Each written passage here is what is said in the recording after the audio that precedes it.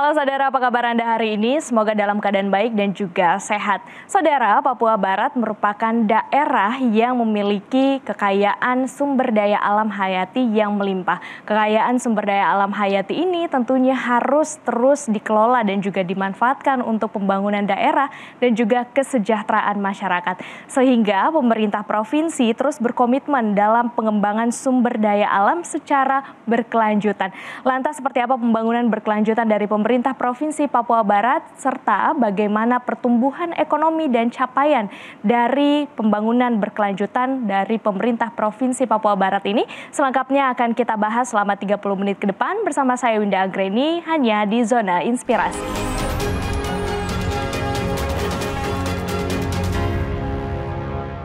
Dan untuk membahasnya telah hadir narasumber saya pada hari ini, penjabat Gubernur Papua Barat, Bapak Ali Baham Temong Mere, dan juga Kepala Badan Riset dan Inovasi Daerah Papua Barat, Bapak Charlie Dani Heatubun. Saya sapa terlebih dahulu. Halo Bapak ABT dan juga Bapak Charlie, bagaimana kabarnya? Alhamdulillah baik, senang sekali berjumpa dengan Mbak Winda ya sore ini. Senang sekali juga berjumpa dengan Bapak ABT dan juga Pak Charlie. Selamat datang di Zona Inspirasi. Terima kasih. Terlihat tampan sudah ya dengan menggunakan mahkota Papua Barat hari ini. Terima kasih. Luar biasa. Baik, mengenai Papua Barat, selama Bapak ABT menjabat sebagai penjabat gubernur di sana, boleh digambarkan kepada pemirsa Kompas TV seperti apa kondisi Papua Barat saat ini? Papua Barat ini salah satu provinsi yang dimekarkan dari Papua, Provinsi Papua. Provinsi Papua kemudian tahun 2003 berdiri menjadi Provinsi Irian Jaya Barat. Kemudian pada tahun 2007 dirubah namanya menjadi Provinsi Papua Barat. Oke. Papua Barat ini dulunya 12 kabupaten dan 1 kota, dan baru saja beberapa waktu lalu dimekarkan lagi menjadi Provinsi Papua Barat Daya, sehingga saat ini Provinsi Papua Barat itu terdiri dari 7 kabupaten, ya, kemudian 86 kecamatan, 21 kelurahan, ada 969 kampung, ya. Tentunya topografinya, kondisi geografisnya, ada gunung, ada lembah, ada pantai, ya, dan kemudian penduduk di sini dikenal dengan masyarakat adat itu tentunya ada 2 suku besar masyarakat adat, yaitu Dombrai dan Bombrai. Dari jumlah penduduk kurang lebih 590.000 itu 58% adalah orang asli Papua, sekitar 331.000 penduduk asli Papua. Dan di sini memang terkenal dengan provinsi konservasi, dan masyarakatnya mempunyai nilai-nilai nilai-nilai kearifan lokal yang kemudian menjadi dasar-dasar dalam membangun di Provinsi Papua Barat. Menarik sekali.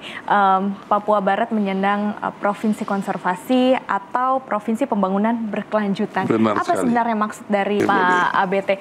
Bagaimana kemudian kronologis inisiatif dari pembangunan berkelanjutan di Papua Barat sebenarnya? Ya, terima kasih Mbak Winda. Jadi memang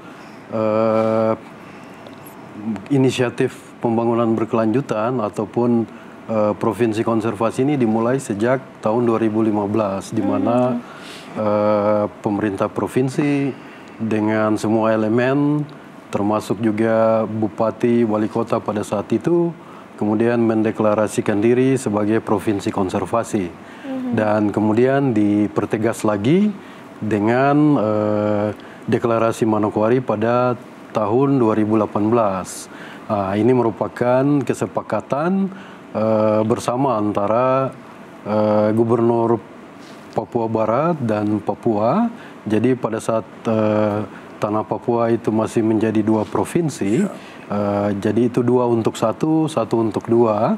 Itu bagaimana untuk menjaga yang seperti tadi sudah dijelaskan oleh Bapak ABT tadi, Bapak Gubernur, ya, untuk masa depan anak cucu kita, tidak hanya di tanah Papua, di Indonesia, tapi juga secara global. Lalu bagaimana melihat masa depan dari Papua Barat setelah kebijakan pembangunan berkelanjutan ini yang diterapkan? Iya, tentunya untuk melihat masa depan Papua Barat tentunya dalam konteks baik regional maupun juga nasional, ya, tentunya terintegrasi dengan tentunya melihat dalam skala yang lebih besar.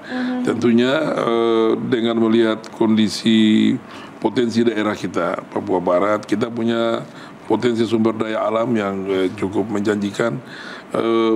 BP Tangguh itu di sana, itu BP Tangguh ini investasi yang skalanya besar untuk gas.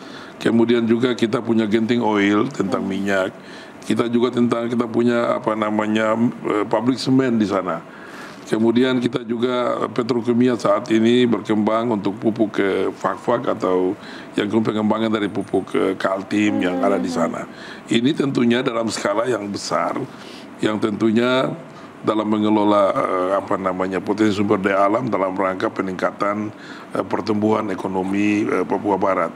Tetapi di lain segi juga sumber daya hayati yang kaitan dengan tentunya perkebunan, perikanan, ya, potensi-potensi yang tersedia. Kita punya kakao di Ransiki, ya, kita kemudian punya kopi di Pegunungan Arfak, kita punya pala, ya, di Fak-Fak, ya. Ya, dan kita kemudian juga punya rumput laut di Wandama, ya. Kemudian kita punya potensi ikan yang menyebar, garis pantai yang cukup besar sekali. Garis pantai kita itu mulai dari batas dengan Papua Tengah memutar sampai di Teluk Cendrawasih, batas lagi dengan Papua Tengah, bertemu dengan Nabire, bertemu dengan Timika. Itu garis pantainya. Jadi potensi alamnya cukup besar. Laut. Ini tentunya menjadi modal yang besar untuk melihat masa depan Papua Barat ke depan. Wah, sekarang nih udah ada modalnya. Modal besar ada di Papua Barat. Ya. Tadi juga ada produk-produk yang unggulan ya yang sudah disebutkan. Kita akan bahas lebih jelas lagi usai jeda berikut ini. Saudara, tetaplah bersama kami di Zona Inspirasi.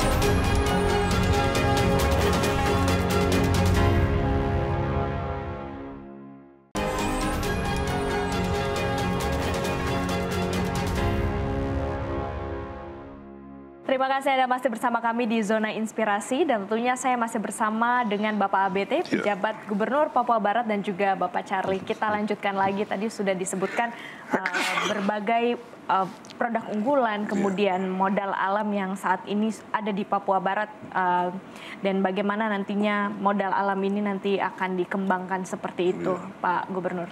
Iya, jadi memang selain tadi kami sebutkan juga potensi wisata kita yang cukup menjanjikan. Ada potensi wisata religi, ada potensi wisata alam, ya. Kita punya Triton yang mirip seperti Raja Ampat, ya. Juga kita punya pulau-pulau Ugar yang mini Raja Ampat. Kita punya Pegunungan Arfak yang cukup indah, ada danau yang disebut danau laki-laki, ada danau perempuan, ya. Ini kemudian juga wisata religi, supaya diketahui bahwa dari sisi masuknya agama-agama Samawi di tanah Papua, maka yang pertama kali adalah masuk di wilayah Papua Barat. Ya, Injil masuk di Manokwari, ya, Islam masuk di Fak-Fak, dan itu juga menjadi wisata religi yang bisa kita kembangkan ke depan. Sejauh ini tadi sudah disampaikan bagaimana modal alam yang dimiliki ya oleh Papua Barat begitu banyak. Lalu bagaimana komoditas unggulan seperti kakao Ransiki, kopi Arfak, kemudian pala Fak-Fak, dan pariwisata alam, pengamatan burung bisa berkembang seperti sekarang dan bisa dikenal di kancah internasional, Pak Charlie? Yang seperti tadi dijelaskan oleh Bapak Gubernur bahwa komoditi-komoditi lokal unggulan yang kami sebut sebagai komoditi lokal unggulan non deforestasi itu bisa berkembang seperti saat ini karena memang kolaborasi itu menjadi jiwa kami begitu. Jadi pertama bahwa kolaborasi dan juga leadership begitu, ya. Jadi di samping itu adanya peran riset dan inovasi ini sangat kuat sehingga komoditi-komoditi tadi berdasarkan hasil-hasil riset inovasi, kemudian dengan kolaborasi dengan berbagai pihak, mitra pembangunan yang tentu dipimpin oleh pemerintah daerah lewat kepemimpinan Bapak Gubernur, itu secara kontinu, terus-menerus, konsisten, ya akhirnya kemudian bisa berkembang seperti sekarang ini. Ya, Kakao Ransiki kita mendapatkan gold medal di Cocoa of Excellence. Bisa diceritakan seperti apa itu?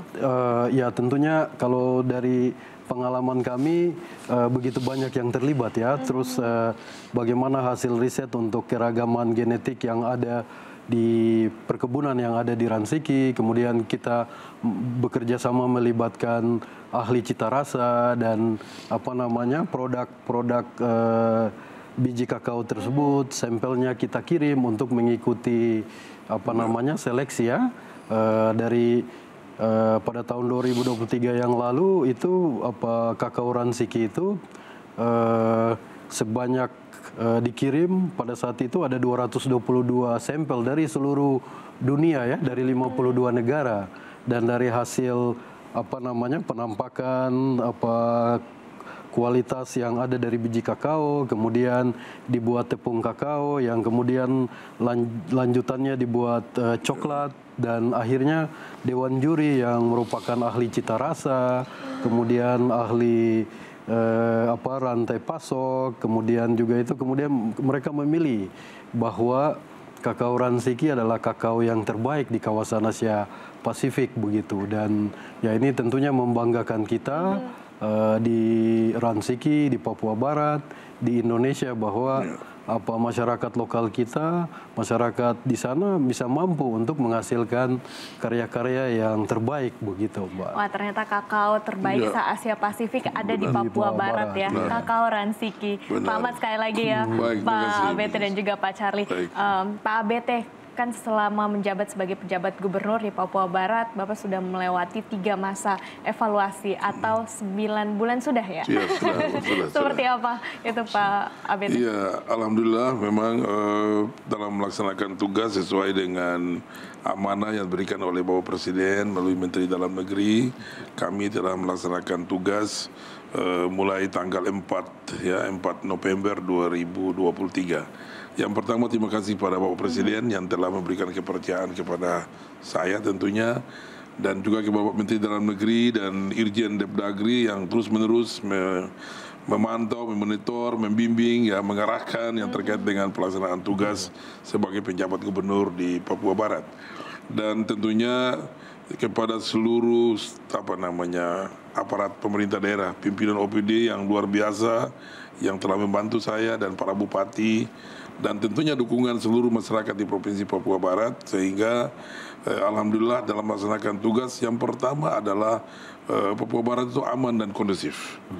Aman dan kondusif ini terlihat dari pelaksanaan pemilihan presiden, wakil presiden, DPR RI, DPD, DPR provinsi, DPR kabupaten yang lalu berjalan aman dan lancar. Bahkan partisipasi politiknya itu di atas 85%, dan ini luar biasa, ya, luar biasa.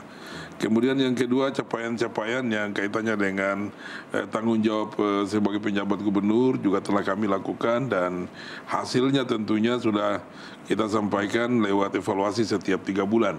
Antara lain bahwa inflasi kita mengalami penurunan, ya, kemudian kemiskinan ekstrim juga menurun, kemudian kemiskinan sendiri menurun angkanya, kemudian pelayanan publik meningkat, ya, pelayanan publik meningkat, bahkan kita juga mendapat beberapa penghargaan, antara lain health coverage, ya, kita dari sisi kesehatan kita dapat penghargaan internasional, kemudian juga kaitannya dengan penilaian kesehatan dari tenaga kerja kesehatan, BPJS kesehatan, kita juga dapat paritrana, ya, kita dapat juga, kemudian terakhir termasuk menggelar bendera kain merah putih, bendera merah putih sepanjang 12.077 meter, ya, dan itu memecahkan rekor muri dunia, ya, muri dunia.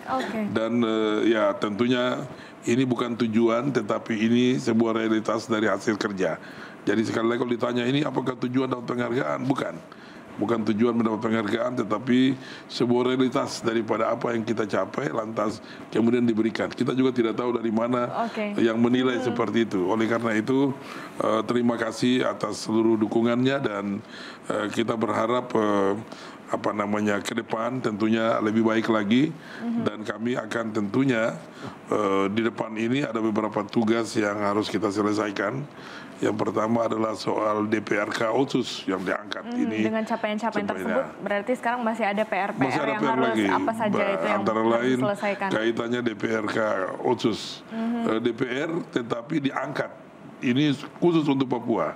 Kemudian DPR baik itu kabupaten maupun juga provinsi. Kemudian ya 27 nanti kita mengawal kaitannya dengan pilkada serentak. Ya, ini kita di 7 kabupaten dan 1 provinsi, 1 gubernur dan 7 bupati. Ini kita akan kawal, kita dorong, kita fasilitasi supaya mudah-mudahan nanti tanggal 27 November pemilihan berjalan aman, lancar, sukses, dan pada waktunya nanti kami akan menyerahkan Garuda ini kepada yang benar-benar definitif. Ya, ini yang benar definitif. Ini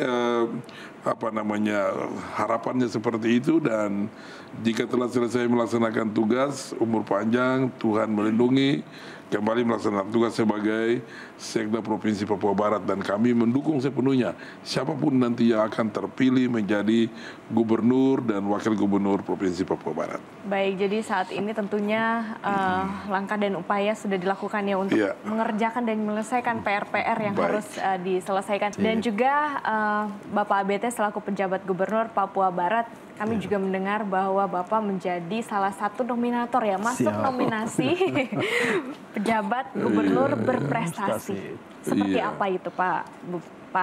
Iya, baik. Jadi tadi saya sampaikan di awal bahwa kita tidak mengejar penghargaan, tetapi dari apa yang kita lakukan, kita capai, ternyata ada yang menilai kita. Dan tentunya beberapa waktu yang lalu dari tim Kemendagri dan Tempo melakukan penilaian, dan kita juga sudah diminta untuk memberikan penjelasan tambahan.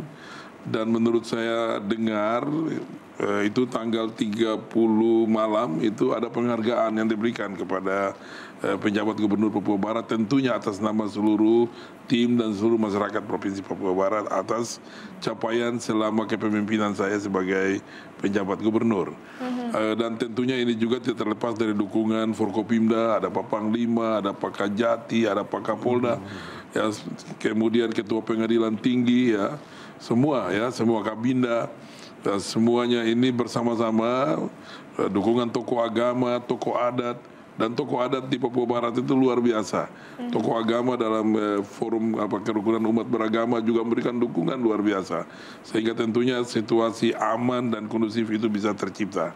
Ada nilai-nilai lokal yang sebenarnya menjadi kearifan, yang menjadi dasar, yang kalau kita tumbuhkan itu, maka kita pelihara, maka nanti menjadi dukungan yang besar terhadap suasana aman, kondusif di daerah itu.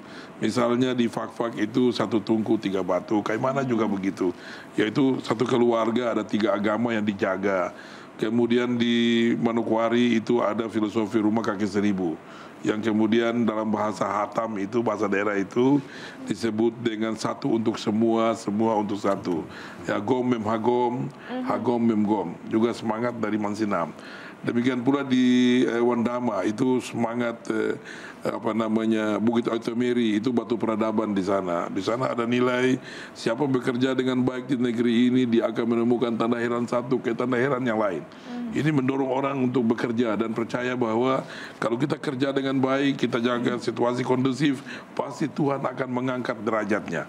Dan nilai-nilai inilah yang sesungguhnya menjadi dasar untuk kemudian kita berkolaborasi yang tadi disampaikan, dan kita insya Allah kita bina ini dengan baik, dan ke depan Papua Barat lebih baik. Tentunya ada persoalan-persoalan yang sekarang misalnya soal pengangguran, ya ini perlu karena ada investasi skala besar di sana, ya. Oleh karena itu ke depan kita berharap ruang-ruang untuk kaitan dengan pemberdayaan masyarakat lokal, masyarakat adat itu bisa kemudian kita bisa bersama-sama dengan para investor, termasuk pengelolaan tambang yang tambang rakyat. Kita punya emas.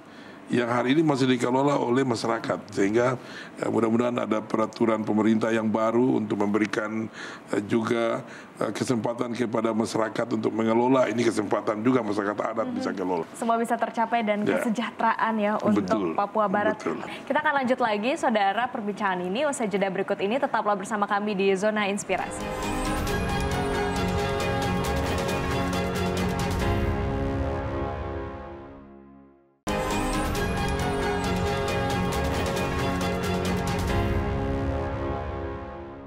Anda masih bersama kami di Zona Inspirasi dan masih membahas mengenai pembangunan berkelanjutan untuk kesejahteraan masyarakat Papua Barat. Masih bersama dengan penjabat Gubernur Papua Barat, Bapak ABT dan juga Bapak Charlie. Saya ke Pak Charlie terlebih dahulu. Pak Charlie, sejauh ini apa yang kemudian menjadi faktor-faktor kelebihan dan kesuksesan dalam implementasi pembangunan berkelanjutan di Papua Barat?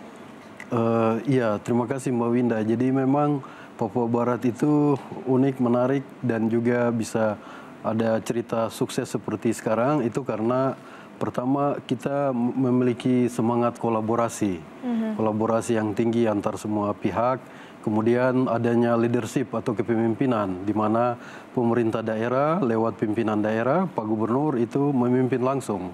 Dan yang ketiga juga penting adalah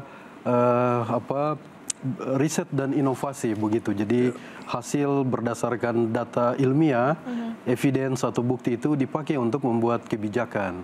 Jadi semua itu bisa seperti sekarang karena dimulai dari hasil riset, kemudian adanya inovasi dengan semangat kolaborasi dan tentu saja dengan kepemimpinan leadership yang kuat begitu Mbak Wida. Baik, terakhir Pak PJ Gubernur, Pak ABT, singkat terkait dengan harapan ke depannya untuk Papua Barat seperti apa? Harapan ke depan bahwa setelah saya memimpin ini di masa transisi, dan kami telah menyiapkan kaitannya dengan dokumen perencanaan untuk menyusun RPJMD Papua Barat ke depan dari rancangan teknokratik, dan kita berharap nanti setelah pemilu pilkada ini dengan visi misi yang terpilih nanti kemudian kita jadikan bahan, kita susun lagi dokumen perencanaan 5 tahun dan 20 tahun akan datang, kemudian itu menjadi dasar untuk dikelola lagi oleh kepemimpinan yang baru. Ini harapannya pemilu berjalan lancar, aman, sukses, kemudian semua persoalan dirumuskan dalam rencana pembangunan jangka menengah, ditetapkan dengan peraturan daerah dan kita patuh dengan itu, dan insya Allah target-target kaitannya dengan pendidikan, kesehatan dan menyeluruh ya kesejahteraan itu bisa tercapai ke depannya. Demikian. Kalau Pak Charlie singkat silahkan, bagaimana harapannya untuk Papua Barat ke depannya, silahkan Pak. Ya tentunya kita ingin bahwa Papua Barat itu menjadi contoh panutan, tidak hanya di tanah Papua, tapi juga di Indonesia, tapi juga secara global begitu, karena ada banyak praktek-praktek dan cerita sukses bagaimana masyarakat, dalam hal ini masyarakat adat, itu bisa hidup berdampingan dengan alam sekitarnya, dan pada saat yang sama mereka juga bisa meningkat kesejahteraannya dan memberikan kontribusi untuk menciptakan dunia bumi kita yang lebih baik dan layak huni untuk masa depan kita semua begitu. Selain yang tadi penghargaan kinerja, kita juga mendapat penghargaan yang tadi adalah Muri Dunia itu bentangan, tetapi ada juga nanti tanggal 31 malam saya diundang juga di Pekanbaru untuk menerima penghargaan termasuk dalam 1 juta bendera yang dikibarkan. Jadi Papua Barat termasuk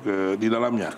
Satu kata kunci bahwa ternyata merah putih itu masih terpatri di seluruh masyarakat di Papua Barat, yaitu dengan terbukti bentangan 12.077 meter dan ternyata masuk dalam 1 juta pengibaran bendera di tanah Papua, Indonesia. Banyak sekali capaian-capaian dari Papua Barat kemudian yang sudah dihasilkan sejauh ini. Terima kasih kami ucapkan kepada penjabat Gubernur Papua Barat Bapak Ali Baham Temong Mere dan juga Kepala Badan Riset Inovasi Daerah Papua Barat Bapak Charlie Dani Hatubun telah hadir di Zona Inspirasi. Sukses selalu untuk Papua Barat dan juga sejahtera selalu untuk Papua Barat. Kami akhiri perbincangan ini, saudara. Saya Winda Agreni pamit undur diri. Terima kasih dan sampai jumpa.